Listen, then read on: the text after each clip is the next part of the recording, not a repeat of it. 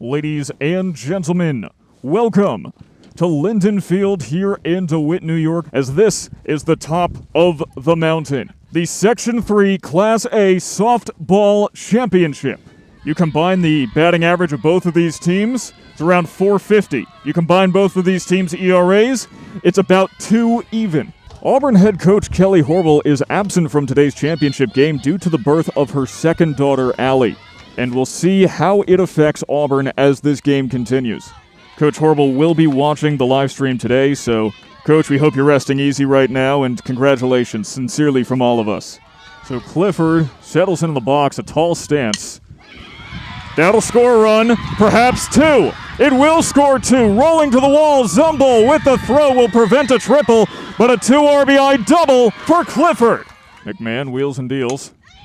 Belnier, right side now, varying up that contact, misplayed by White. Another run will score, RBI single for Belnier. In a position she's almost never been in, down 4-0. Bobbled by the shortstop, DeRazio, who is called by Coach Cantor the best defensive player in JD history. Off the glove, and that's a fair ball. Ancone couldn't play it, throw home. What a laser beam, got her. No chance! That's what you got! That'll end the inning. And now Kate DeRazio, who reached base on an E6 her first time up, will come up to bat, batting .545 this regular season. Takes one on a line right field, off the glove. It'll be another error as DeRazio is heading for third. Slides in safe, the throw is off, but she will not take off for home. Into left center field, runner jogs home, and dropped by the center fielder Marinelli. White to second.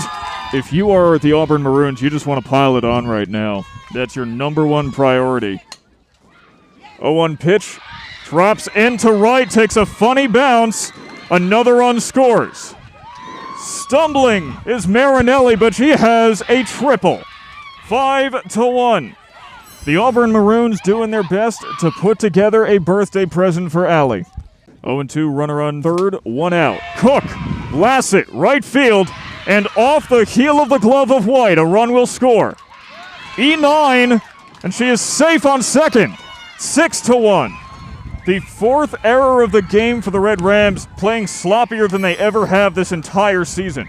Auburn is first in Section 3 in home runs with 21 total. The only statistical category they lead Section 3 in, but the Red Rams have to be aware of it. Hit high into right field, off the base of the fence. 1 run will score. Second one coming home. Throw is in time. Runner takes off for third, and she is tagged out! Or not! They say it was safe. Balone, it looks like she made the tag. But the umpire disagrees, and his word is final.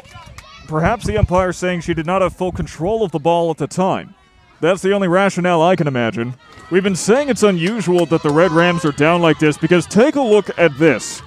Every category, the Red Rams are first in all of Section 3, and by how much? They've scored 86 more runs than the next closest team. The Red Rams down by 6. Auburn trying to pull off the upset of a lifetime. And that's not much of an exaggeration. The Jamesville-DeWitt Red Rams, number 11 in the entire state. Only 1 loss on the entire season. This is a time where if you're a leader of this team, you have to step up. And she does! Over the glove of the third baseman, Cook. 1 run will score. Rolls all the way to the outfield fence. Second run coming home.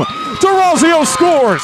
2 RBI double for Katie White, doing what she does best. But as we all know, sports are about momentum. And this could be the point where the pendulum starts swinging in the Red Rams' direction. A late inning comeback, they have done it before. Ball gets away. Run comes home, slides safe. 7-4, it is now a save situation.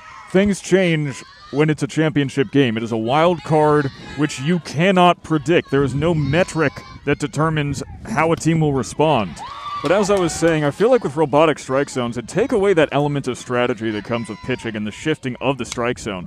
As DeLalo sends it right into the glove. What a catch by Kate DeRazio. A web gem pulling it down snow cone style.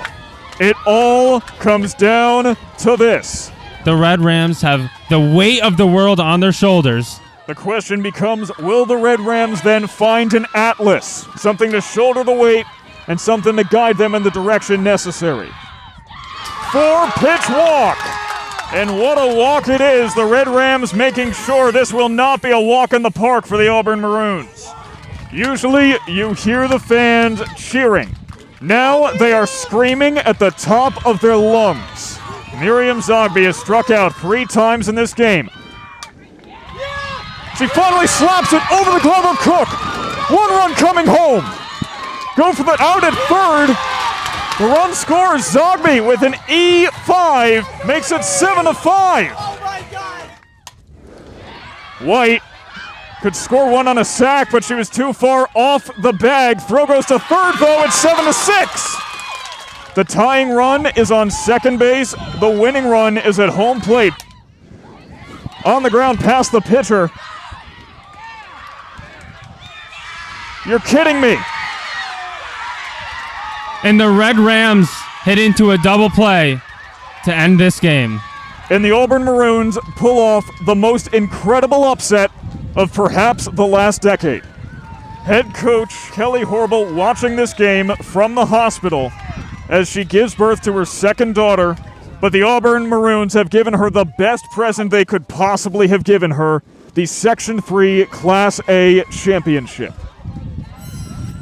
Sam Gelfand here on behalf of my broadcast partner, Tyler Aitken, and all of us here at JDTV. Have a great rest of your day, wherever you may be.